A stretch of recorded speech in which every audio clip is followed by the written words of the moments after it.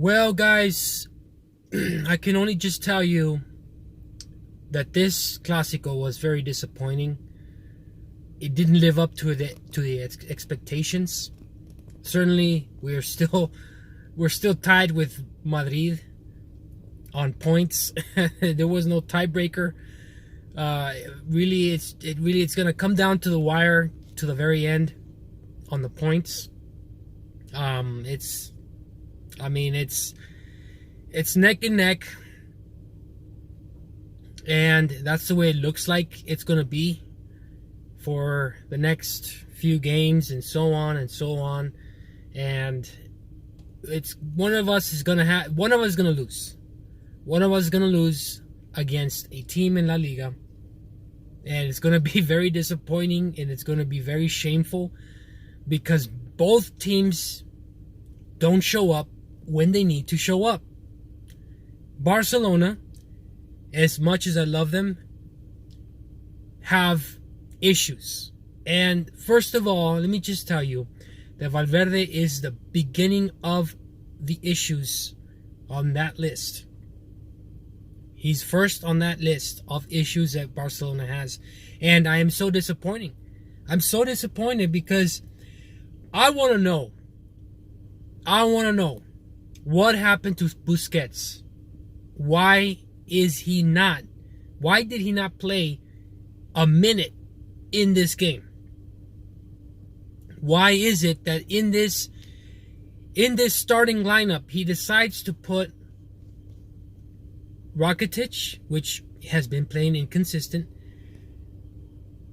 We have, who else do we have? We have Rakitic, we have De Jong, and we had Sergio Roberto.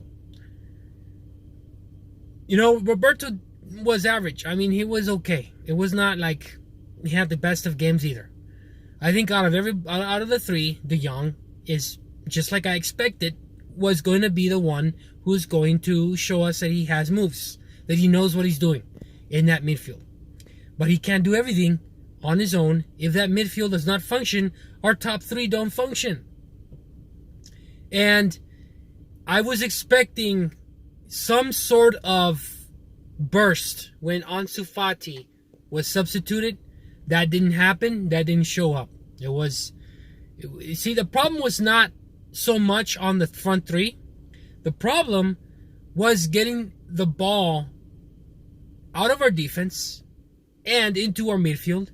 And our midfield was supposed to service our front three, Messi, Suarez, and Griezmann.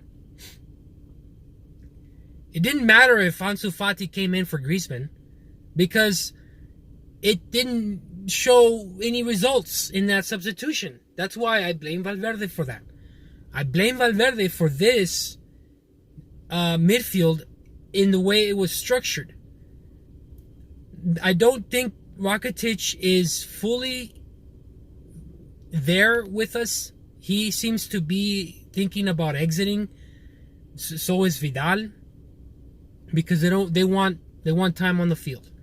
They want to be on the field, and they're all fighting for that spot. And of course, when your midfields are not playing well, you have to get somebody who's going to play. Well, Vidal is going to be my preferred midfielder over Rakitic. Not over De Jong, over Rakitic. Why didn't he put him in there and start him there? Maybe we could have had some burst in the beginning. Maybe we could have had a chance in the beginning.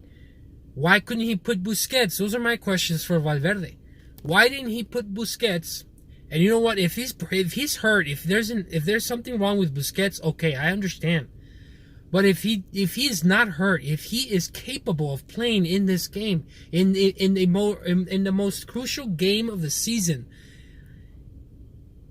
probably the most crucial game in the season, why didn't he put him in there? Why didn't he start him? That's my issue with the midfield. Because this was a battle of the midfields. This was the battle of the midfields.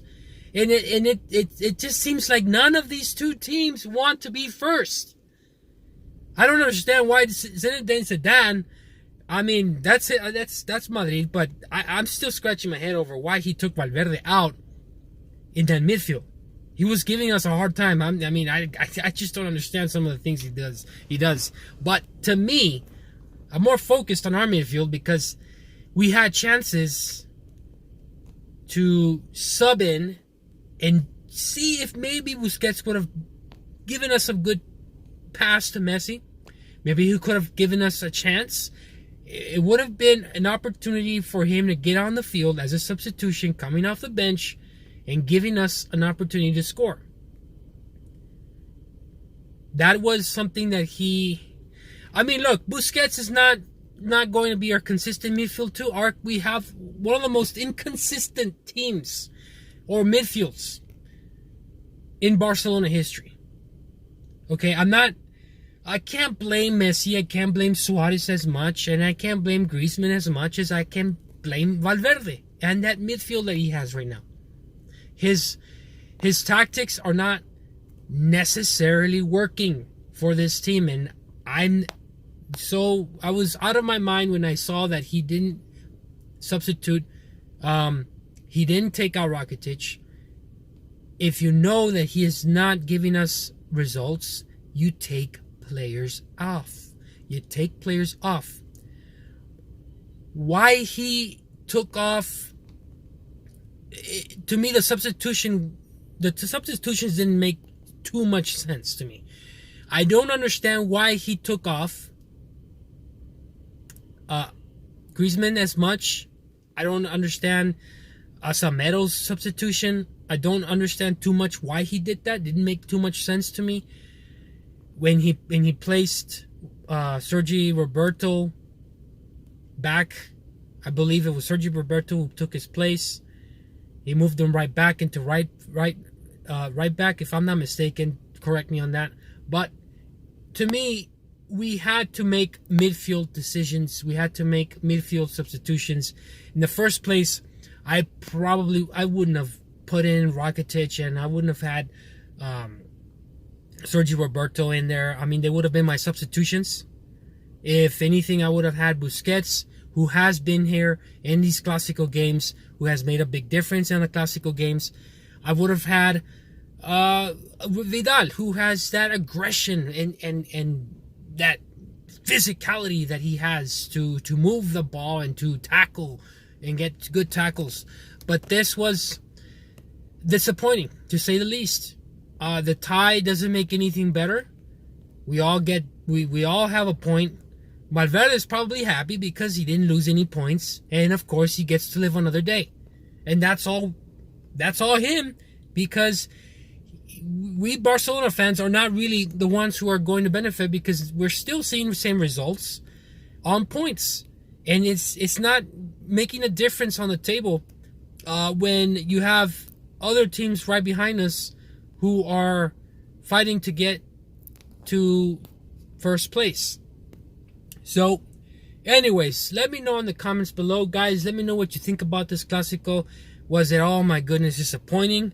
Or you thought maybe, hey, it was good. Hey, there was some good chances. It was a great Classico.